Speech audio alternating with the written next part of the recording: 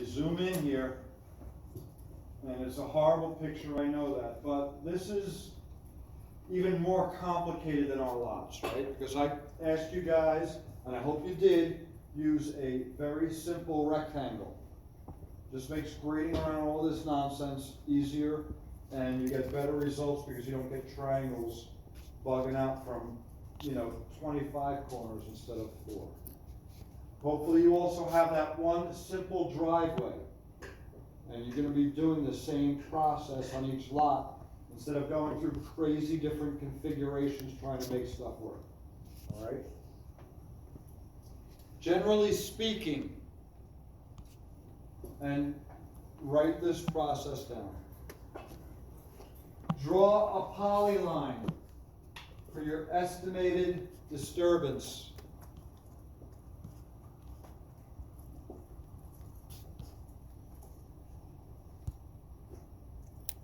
The polyline you have for your building is your grade line.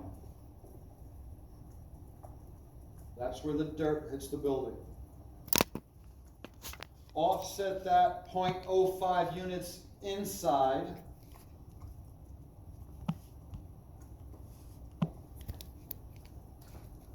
That will be the middle polyline, and that will be your basement elevation.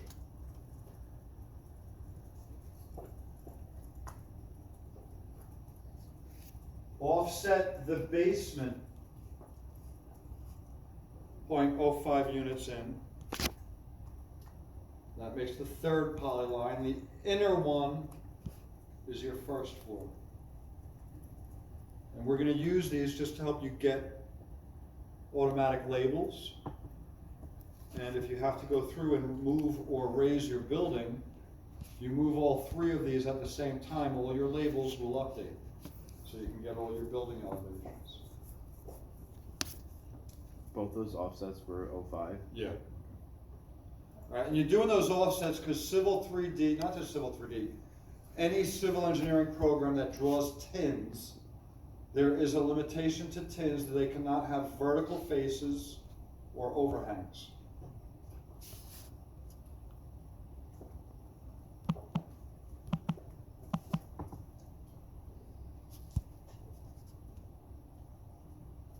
Put an intersection or a PI anywhere polylines cross or separate polylines meet, right? So we all have our driveway coming in about halfway to our building wall, right? You got one line on the building here, you've got your driveway coming in. You need to put a PI on that building. This will just make your feature line editing much easier. Same thing what we did with our intersections.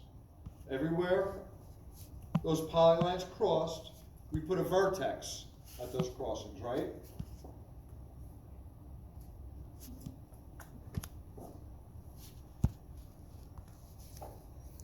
Your first floor should be set for an initial try 2 feet above the high point of the road in front of the lot. So I'm going to look at all these contours in front of this lot on the road. I'm going to find the highest one, 348. I'm probably going to put my first floor at 350 for a start. Okay? 2 feet above the high point of the road in front of your lot. That's the key, all right? And it's just a beginning point. We use it as a beginning point because with 2 feet above the road, you can generally drain the first floor sanitary sewer out. You start going below that, it's going to be tough, all right? Now, we know that there are many roads out there where you're driving down a mountain road and you can see a building 50 feet below you and a building 50 feet above you, right? So this is just a beginning. It doesn't mean the building has to be 2 feet above road, it means you start there to see if you can get the sanitary sewer to work. You may have to raise the building, you may have to lower the building, but you've got to consider getting sanitary sewer out, all right? If this goes below the road, and you guys shouldn't have much of this. If it goes below the road, I either need to find a sanitary sewer on another road in the back, or I need to put in a septic system, but you're not allowed septic systems in this town. So, we always try to make sure we can get, at minimum, the first floor to drain via gravity. And if we don't, we're either gonna wind up with a septic field or a force main and a sump pump to push that all out, which we don't want to get into either, not in this project. All right. This document will go through your building, your driveway, checking slopes. What's the maximum slope? 3 on 1. I'm going to give you some more guidelines. Here's where you check your slopes. You make a slope surface, and you can set it up to show everything greater than 3 on 1, and you know if you've got to revise things. Quick tip. You guys are using a 2-foot contour interval. If your contours get closer than 6 feet, you're greater than 3 on 1. Right? Simple math.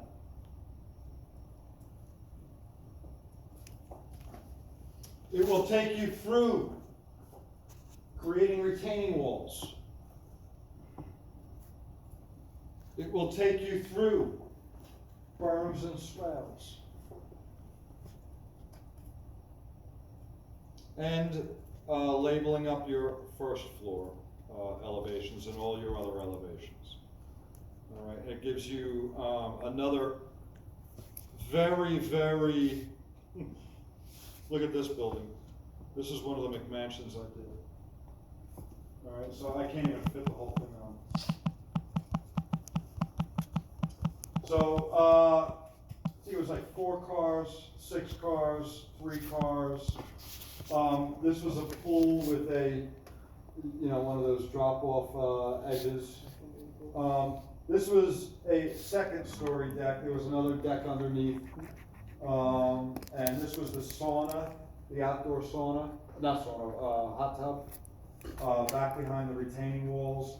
They were in a little cul-de-sac. And wow, is this one fun. When you want to get the elevation, not for the first floor, just for like, I guess the first polygon you made around the house, you, I guess, take the elevations out of what the existing ground was, but then you put it into your finished ground surface? We're gonna make a whole new surface for the residential grading. All right, we're gonna keep that separate. It's not gonna be combined with your roads. It's a separate calculation. All right, so I'll take you through the whole setup of it. All right. After that, there's other little things, but they're not gonna be all too relative to your work. You can read them if you're interested. There's still a lot of tips in there, but this will get you through everything I'm gonna show you, hopefully, right here. So, new task, new file. I've got my Civil 3D template. And this is where I'm going to explain to you, back in our utility file, I told you guys to merge the existing ground and the finished ground, right?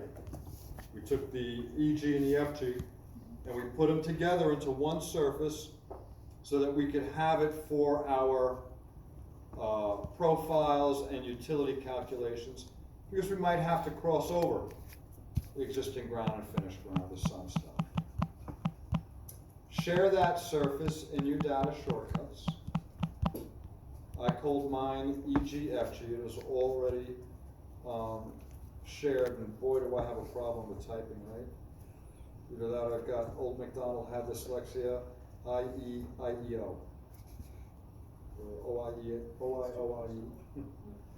One of those ways is backwards. So, once that surface is shared, and where is it? Oh, I didn't make it. Create surface, EG-FG, I did make it, but in a different, file. And all you have to do is paste those two surfaces in.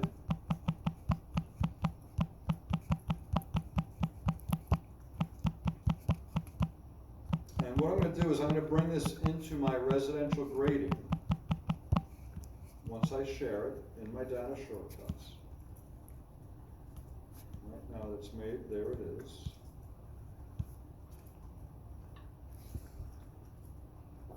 Because in my residential grading scenario, that surface is the EG. Right? And we're gonna talk more about how this developer is getting his approval.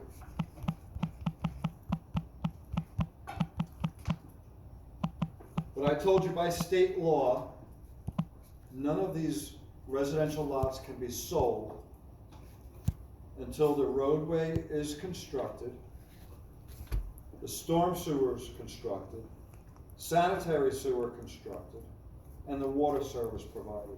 You can't sell a house without those. You can't sell a property. So this developer is going to the town with an application to build the road and those utilities, but not to build the homes.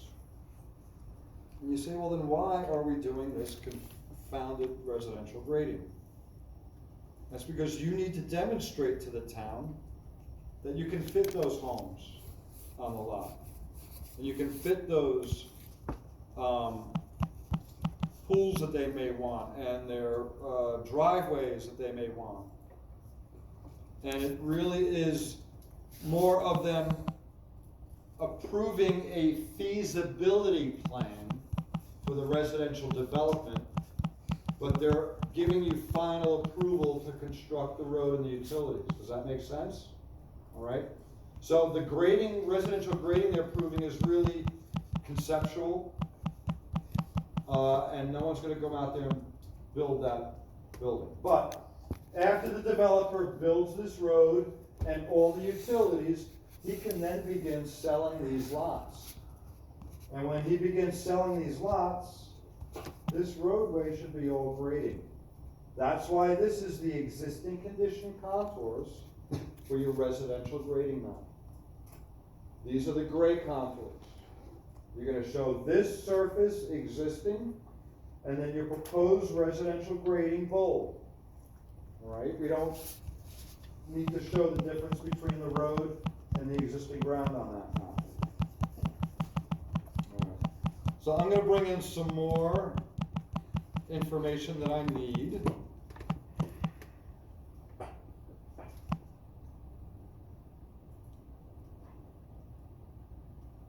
You guys should take note that I finished my subdivision.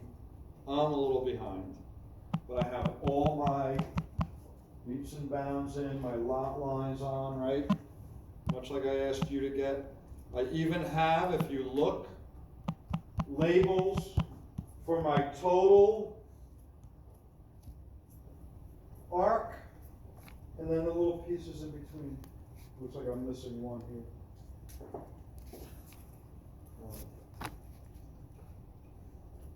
So this is the canvas for my residential grading. I'm going to save this as res grading. And let's look at my design scenario. One of the first steps I told you to do is draw an approximate limit of grading, right? These lots are right next to each other. Do I want a separate surface for each lot? It doesn't make sense if these will be blended together. All right? So what I'm going to do is I'm going to make one surface here, one here, and maybe a third here. Or maybe I'll try to get this in.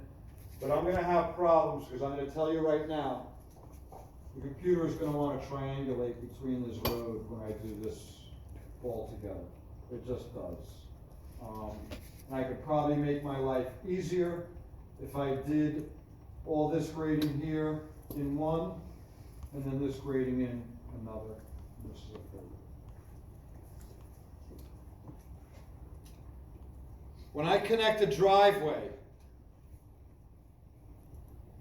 here, where's the driveway connecting?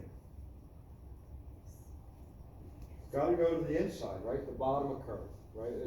It does. That's the real world. I'm gonna tell you all, ignore it. I don't need you getting into that level of detail, all right?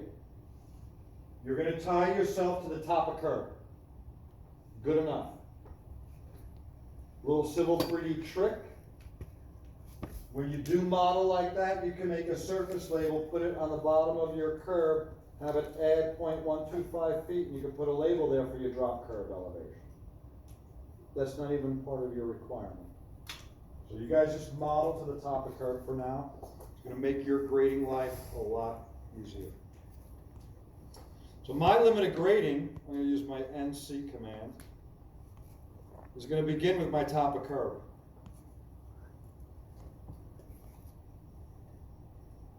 So I'm gonna copy those two polylines in there. And if I want, I can unload this just for, to keep my drawing simple. Also, I don't need to see this stuff, so I can freeze that.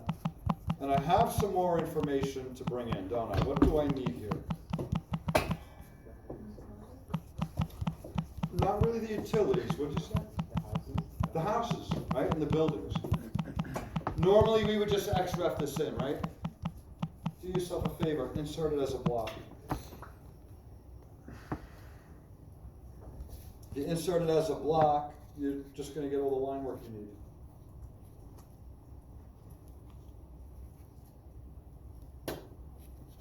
So I'm gonna browse to my project.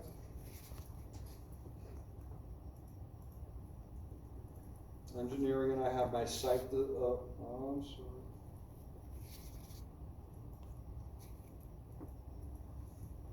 Oh, no. I don't have my buildings. All right. I would normally just insert them as a block and explode them, and you would get all your line work there that you could just start working with. If you XREF it in, you've got to end copy all these feature lines, all these polylines, which is just a little nuts. So what was our building size? 85, 62.5. By 52? 60, that's close enough. All right. So then I had a driveway offset. I said 32, I think. And we had a P line from F3 here. Again, I'm going into a different type of drafting, 2D drafting. I like to cycle things on and off. That's going to work well for me there. I'm going to offset that 5 feet. I'm going to lengthen with a total of 12 feet this guy. And I'm going to draw a line from there to there. And I'm going to offset this guy, what did I say, 32 feet for the width too, right? And then offset this one 12 feet. And what is this guy doing, man? He's like nuts over here. That's not going to work because that's a rectangle. But if I do this, hold control and get rid of those. Now I can offset 12. And I can fill it with a radius of 12, this guy. And I can fill it with a radius of 5, this guy. And I can fill it with a radius of 0. These guys. Remember I said using AutoCAD like it's a pencil? That's it. All that was done at the command line by typing PL, O, and F. And I just made that entire block of our residential grading. All right. So, minus LA, new, STC-BLD, comma, STC-driveway. And I just made those two layers. So now we can put these onto structure-BLD and structure, ooh, these guys I want to join.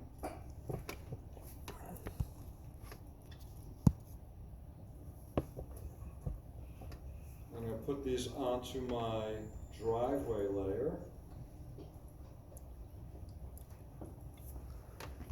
And we can give them some colors so we can see them a little better.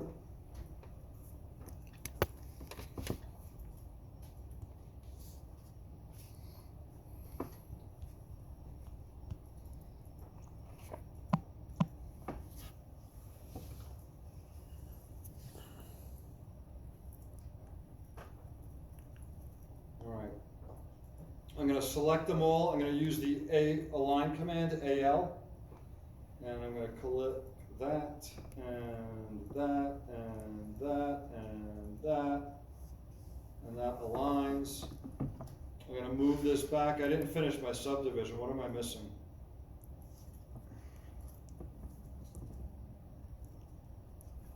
Who knows what I'm missing?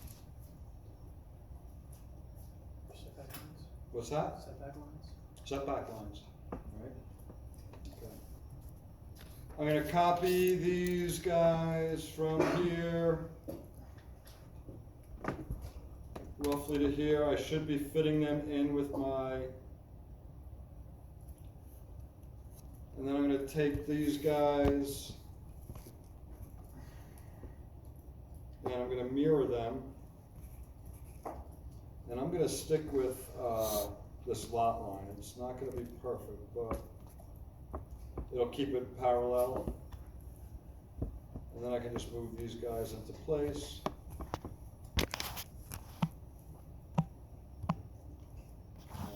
And we start getting our buildings in. So let's look at one. This one looks like it'll be pretty easy. What's wrong with this? Yeah, it's got to be extended down to the curb. What do I have here?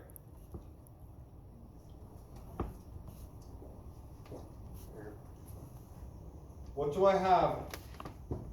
What do I need to do here and here? An intersection. Make a vertice, right? This is one continuous line. I've got intersecting polylines. I need vertices on them.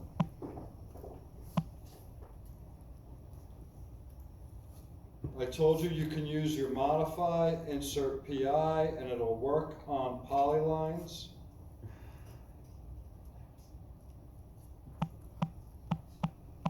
Now, here's my building. What do I also have? Again, Intersection points. intersecting, so I need a PI there. And you can use that command. You can, again, use your AutoCAD, add vertex. Be careful of that perpendicular snap and that endpoint snap for intersection. Force the endpoint. All right. Okay. So, my limited disturbance. Probably going to begin at that curve there, right? Probably come to here. Come along there. Am I gonna go all the way to the back of this lot? Are we gonna clear cut this lot? Is the town gonna like that? Is the neighbor who lives over here gonna like that? Right, if we clear now. So provide yourself with a backyard. That's appropriate, but don't go clear cutting the entire. And this would probably go down to about here. This is gonna be a corner lot. And we'll probably, again, come back down to that curve, right? I can trim that curve, and here we go, I have a limited disturbance. Right, this is what I am claiming. The bulldozer stops here. All right, so we come in and grade this, we're gonna be clearing and getting ready. And this seems appropriate, right? They'd leave the patch of woods back here, and they'd have enough room for their, backyards.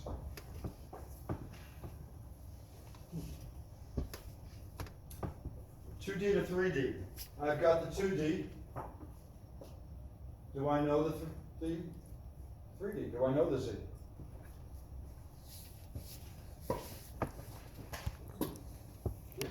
It's all there, it's right in that surface, right? This surface has the elevation everywhere on that polyline. It's got the top of curb, it's got the existing contours. If I take that and make a feature line,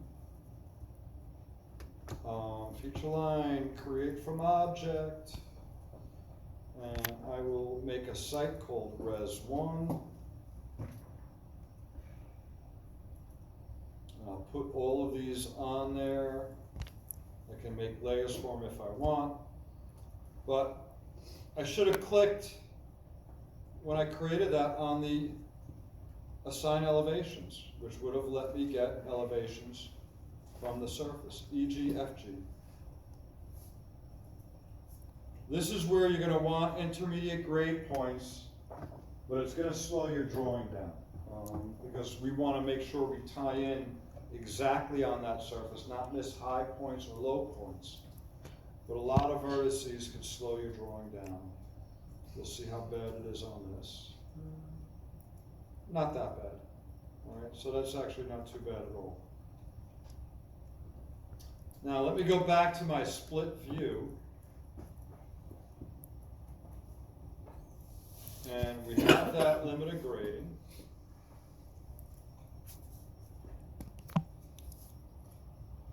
And look at that. It's literally draped right on that surface.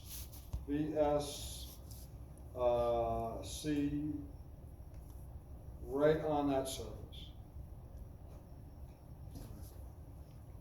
When you're doing your residential grading, this is that EG surface, EGFG. You don't need to see this in here, and it's just gonna confuse you because it's gonna hide some of your stuff that you're proposing above and below it, all right? Turn off your triangles on that and use an EG style. Actually, I don't wanna do it on this one. Cancel. I'm gonna give that a different style.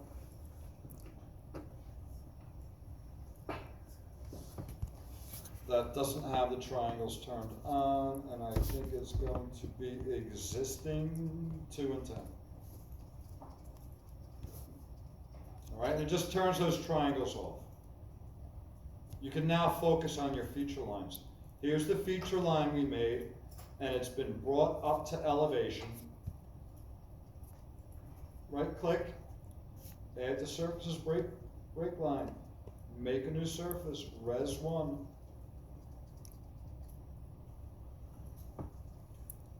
And look at that, I have got already a rough surface. Probably not the best surface. Does it include my buildings? No. Does it include my driveway? Not yet. All right.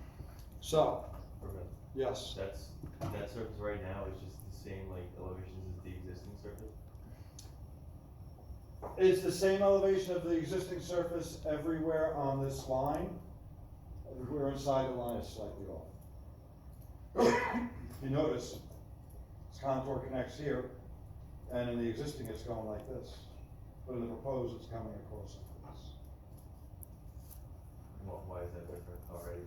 Because this surface doesn't have all the definition that this one had, different points pulling those contours this way. Right now this is only interpolating between here and all the way down wherever the next thing is, all right? Right. If we added all these contours to this surface definition, it would match a lot closer. And the contours would be right on top of each other. But that still might miss high or low points in between them. I'm sorry, can you do that again? How did you just make that happen? I took this feature line that we had for the limit of disturbance, and I added it to a new surface as a break line. And that's not even it, it's over here, this guy. Right? I just made a new surface, called Res 1, and I added break lines to it. Now I did that all with a right click over here, simplifying it, but it was all the same process of creating a surface, just like you did with your intersection and your cul-de-sac. This is all the same process, it's just different shapes, right? This is exactly what we did with our intersection. All right.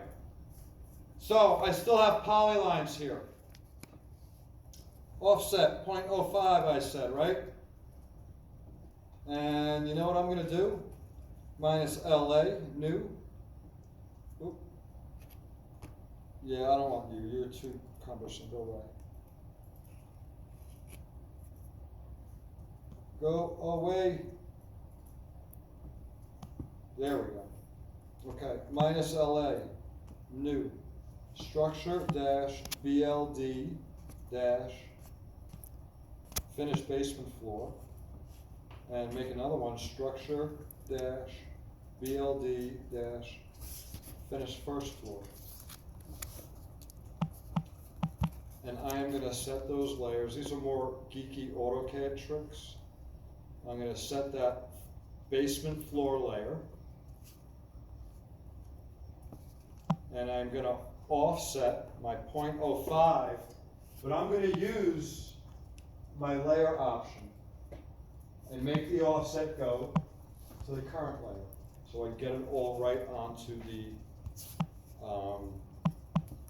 correct layer. I don't want the source layer, I want the current layer. And now the offset 0.05, and I can bring them all in, all the buildings I did, and just create those offsets. I can now change to my first floor and do the same offset, 0.5. And I'm getting, again, all of my lines onto the right layer without having to go back later and pick them up and move them.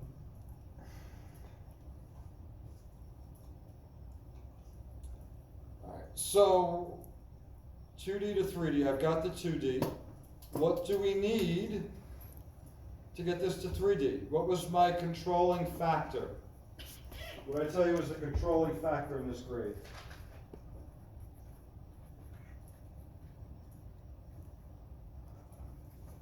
What are we setting this first floor in relation to? The highest elevation. The highest elevation of the road.